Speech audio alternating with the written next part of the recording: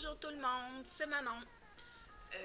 En ce moment, je vais vous montrer quelque chose que j'avais appris, que j'utilisais la technique autrement sur un autre format, mais je vais vous montrer la technique avec Inkscape pour imprimer et couper avec la Cricut plus grand que le 6,75 par 9,25 pouces que Cricut nous limite. Donc ici, je vais vous le montrer avec un 8,5 par 11. Donc, page standard sur une imprimante standard. C'est sûr qu'il y a des petites choses à faire. Il y a des petits tweaks à faire avec votre machine, avec votre tapis. Pour l'instant, je vais vous montrer la base qu'il faut aller faire avec Inkscape. Donc, Inkscape, programme gratuit. Vous pouvez le downloader sur inkscape.org. Complexe, mais une fois qu'on commence à le comprendre, ça va super bien. Donc ici, je vais vous montrer comment faire les marques de registre que l'on va avoir besoin pour truquer la Cricut, si vous voulez. Première chose qu'on va faire, je suis ici sur une base nouveau document seulement. J'ai ouvert mon Inkscape et c'est tout. Ce que je vais aller changer pour commencer, c'est ici en bas à droite, il y a les paramètres, les propriétés de ce document-là. Donc ici, vous avez vos formats. Là, moi, je vais avoir un 8,5 par 11 normal, donc je vais aller cliquer sur 8,5 par 11. Sinon, vous pouvez les rentrer ici, dans les unités. Et ce que moi, je vais faire, je vais aller clocher ici Checkerboard Background. Ça fait que ça fait plus un fond transparent, donc moi, je préfère, mais c'est vraiment un choix comme vous préférez, vous. Donc, je mets tout en pouces pour que ça soit plus simple. Et je ferme, c'est tout. Donc, ici, le carré qu'il y a là, c'est un 8,5 par 11. C'est un 8,5 par 11, tout à fait ce qu'il y a de plus normal possible. Donc, maintenant, les marques de registre, au début, j'en faisais 4. Après ça, je me suis rendu compte que j'en ai besoin d'une en haut, une en bas, puis ça va me suffire. Donc, je vais aller ici, à gauche, dans le Create Rectangle and Square. Je vais cliquer. Et juste ici, je vais former un rectangle comme vous voulez. Une fois qu'il est fait, ici en haut, on va les mettre en pouces.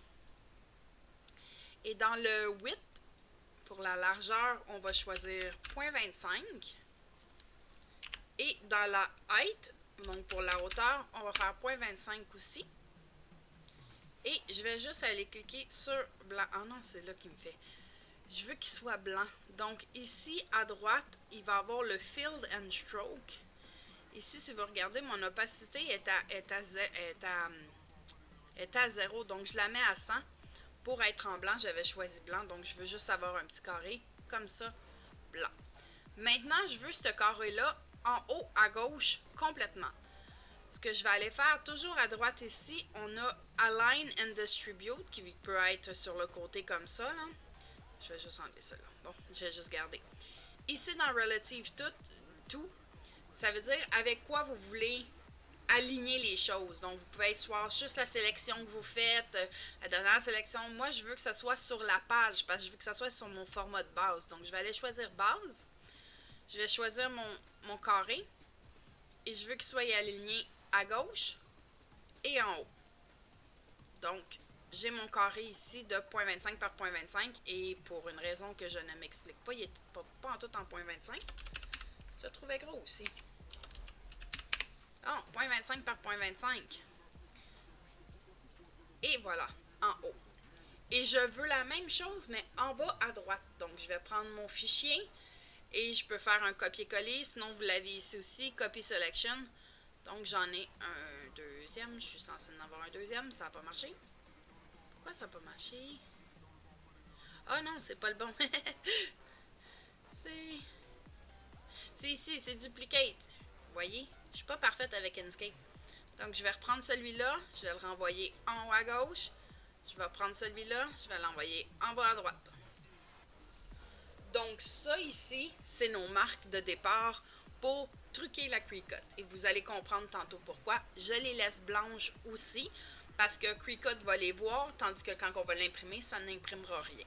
Donc, juste pour moi, pour m'aider, ce que j'aime bien faire, c'est quand vous mettez votre souris sur votre règle en haut, vous pouvez cliquer et draguer un guideline, donc un repère. Et comme ça, moi, ça me donne une idée. Je le glisse au point 25. Je vais aller le mettre ici aussi. Ça n'a pas besoin d'être extrêmement parfait. C'est juste comme pour vous donner une idée de c'est quoi la zone à l'intérieur que vous pouvez travailler. Donc, ça, c'est pour faire les marques de registre. Aussi simple que ça, vous pouvez laisser ça comme ça. Maintenant, je vais aller chercher l'image que je veux mettre, moi, que je veux imprimer et couper avec la Cricut. Et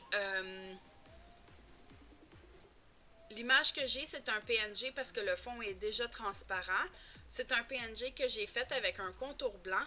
Et ça, je vais vous référer à l'autre vidéo que j'ai uploadée sur comment enlever un background avec Inkscape. Donc, comment enlever un fond blanc d'une image JPEG et de faire un PNG avec Inkscape. Donc, c'est l'image que je me suis fait dans cette vidéo que je vais utiliser ici. Donc, vous pouvez faire File, Import, ou moi, tout ce que je fais sur mon autre écran, j'ai mon explorateur Windows ouvert et tout ce que je vais faire, c'est draguer, glisser l'image que je veux dans Inkscape. Et voilà. Donc,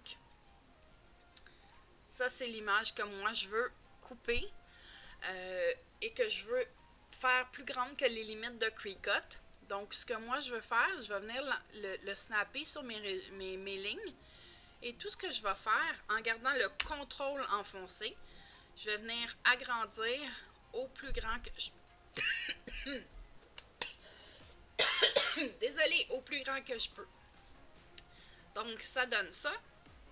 Maintenant, ce que je vais aller faire, c'est que je vais juste choisir mon stitch et je vais revenir dans mon align ici qui est toujours à la page et je vais aller centrer vertical et centrer horizontal. Donc, mon image ici, très très simple. J'ai un contour blanc. Moi, je préfère toujours couper avec un contour blanc. Comme ça, quand la Cricut est pas toujours bien enlignée, ce qui est majoritairement le cas quand je fais des coupures comme ça. Donc, c'est pour ça que c'est pas parfait. C'est genre un dérivé qu'on peut avoir. Donc, je me fais toujours un contour blanc comme ça. En tout cas, moi, personnellement, je trouve ça plus beau. Donc, maintenant, ce qu'il va rester à faire, c'est de l'imprimer. Et tout ce qu'il va avoir à faire... Je vais juste aller partir.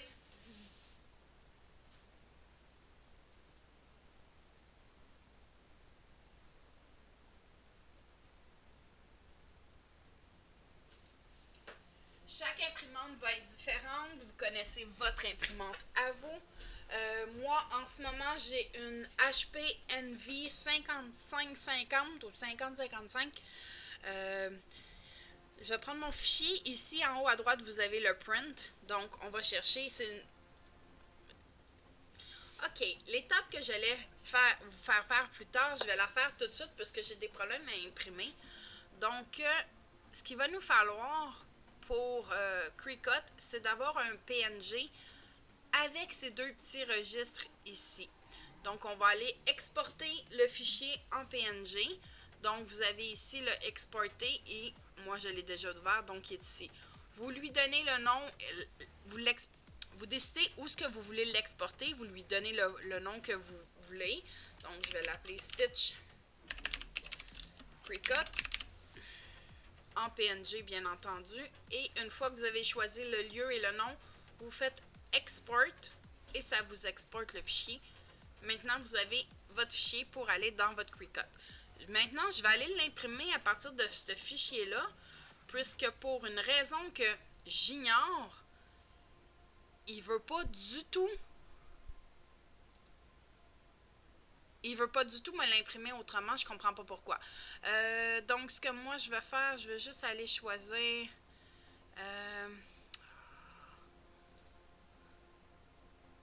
ok, ici je vais aller chercher mon cardstock parce que moi je le fais sur du carton.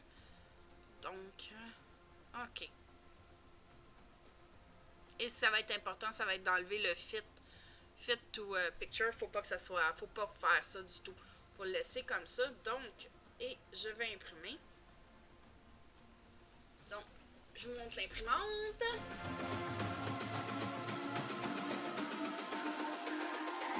It's all about humanity. About humanity.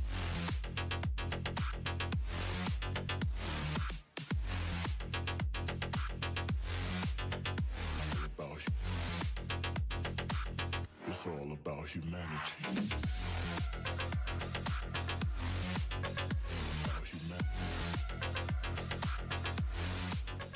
OK. Maintenant, pour truquer la Cricut, il faut préparer notre tapis.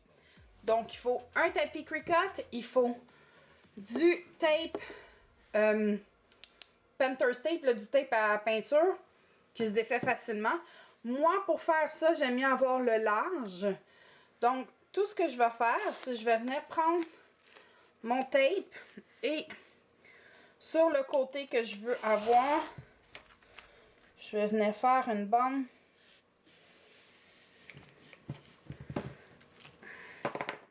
J'ai pas besoin d'aller jusqu'en bas, mais je le fais quand même. Et je vais faire le haut aussi.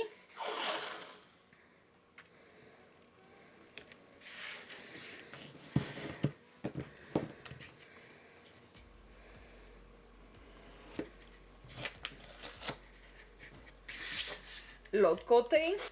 Yipidou!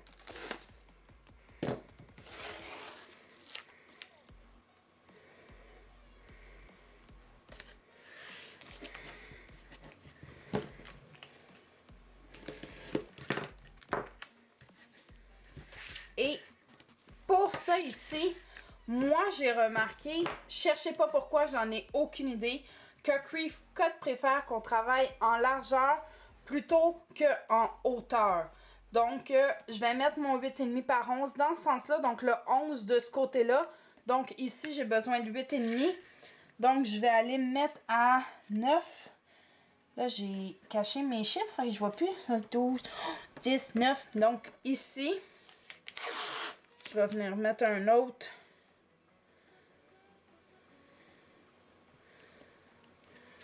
Juste ici.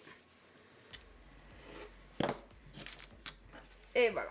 Donc, maintenant, je vais mettre le tapis dans ma machine.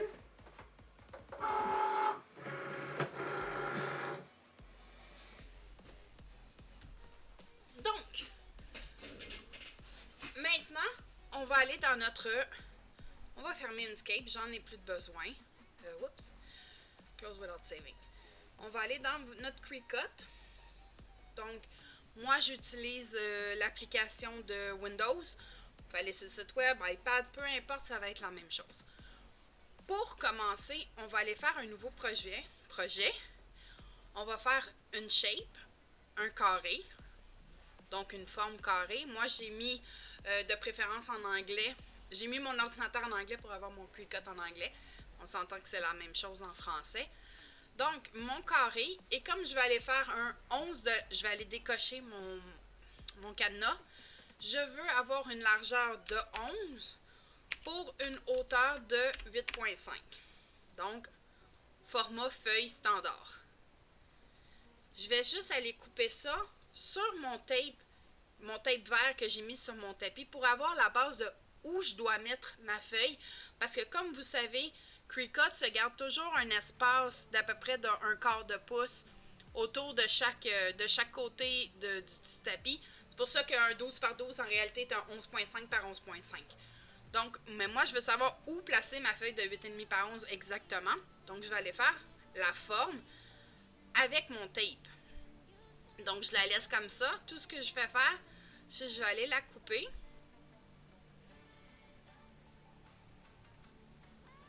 J'utilise une Maker, mais vous pouvez faire la même chose avec les Explorer Air, Explorer Air 2 aussi. Donc, la seule chose ici, c'est que je vais aller chercher Washi, parce qu'on s'entend que le tape est pas super épais. Donc, Washi Sheet, je vais juste aller mettre la pression à plus, parce que des fois, où ce que j'ai doublé le tape, ça va être un petit peu plus. Et c'est tout, je vais aller couper.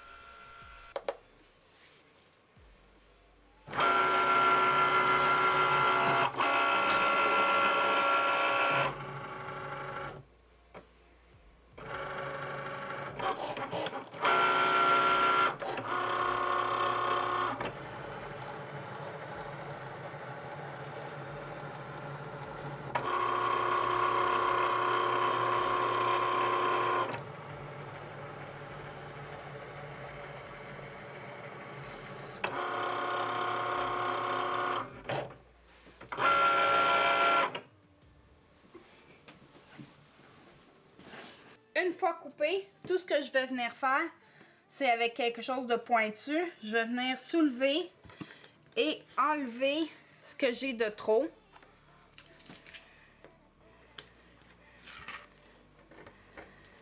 Ah, vous voyez, c'est ça que je dis. Où il y avait l'épaisseur de 2 des fois, c'est un petit peu trop pour lui. Donc, je viens juste enlever comme ça pour avoir ma forme.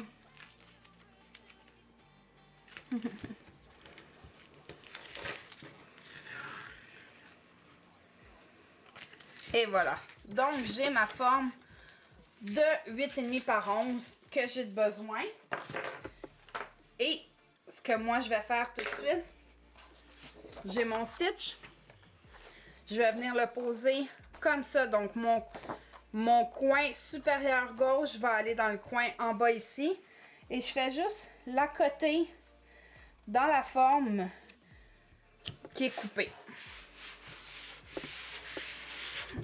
Bon, ça c'est tout pour le moment. On retourne à Cricut. Donc d'ici, je coupe, je finis mon fichier, j'en ai plus besoin, je retire. Maintenant, je vais aller uploader l'image qu'on a fait, donc notre stitch avec les 2 carrés blancs qui sont dans les coins. Ici, on n'a pas besoin de la couleur, donc moi je vais aller à simple, je ne casserai pas la tête à mon logiciel, je l'upload, je continue, et ici, on doit aller choisir Save as a Cut Image. Sauvegarder comme une image à couper, je sais plus, je me rappelle plus c'est quoi en français. Donc, juste celle-là, pas la print, pas celle pour imprimer. Toujours celle, comme vous voyez, il y a les 2 petits carrés en haut et en bas. Donc, on sauvegarde comme celle-là. Ça va vous donner votre forme que vous insérez dans votre projet. Ici, ça va être important de la redimensionner. Donc, on a une 8,5 par 11 automatiquement. Donc, maintenant, on va juste aller à Make It. Ici, on veut la mettre dans le même sens qu'on l'a mis sur notre tapis. Donc, comme moi, je vous disais, le coin haut à gauche était en bas. Donc, je garde le Shift enfoncé et je viens poser ma souris sur la flèche ici et je tourne dans le sens que j'en ai besoin. Et je viens la poser au plus haut qu'on peut l'avoir. Donc, mon coin est devenu en bas à gauche. C'est exactement ce que j'ai mis sur le tapis. Donc, on continue. Et maintenant, vous choisissez le matériel que vous avez utilisé. Moi, j'utilise du cardstock. Donc, je vais aller chercher mon cardstock par défaut que j'utilise. Je vais encore aller mettre ma pression à plus. Et il me reste plus qu'à insérer dans la machine.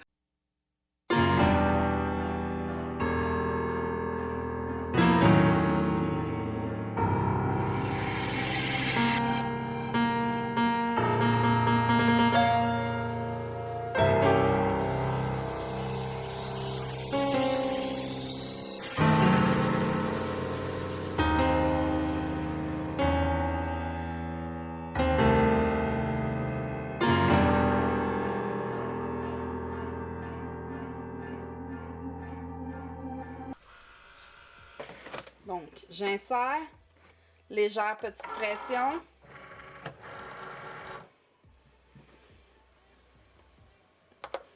Et je coupe.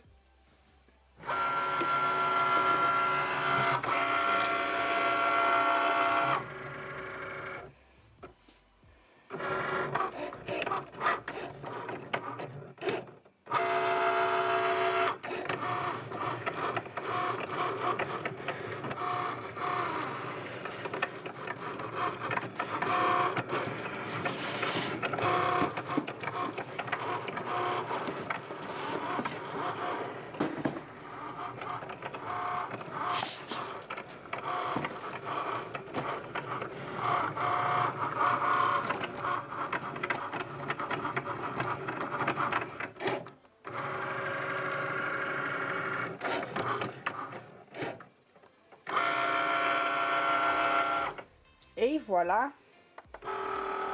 Il est coupé. Et si tout s'est bien passé, on devrait avoir notre stitch.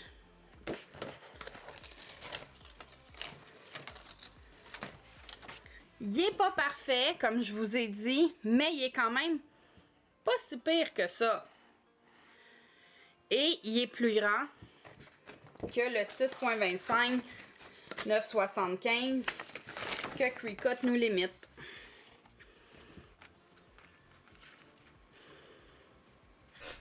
Imprimé plus large que ce que Cricut nous limite. Donc, j'espère que l'image, que la vidéo vous a plu. Si c'est le cas, faites un thumbs up, abonnez-vous, partagez, faites la petite cloche, faites ce que vous voulez. Mais je vous remercie d'avoir écouté. J'espère que ça a été utile pour certaines personnes. Et comme je vous dis, la technique n'est pas parfaite. C'est beaucoup de l'essai et erreur. Mais c'est quand même une façon d'essayer. Donc, bonne journée!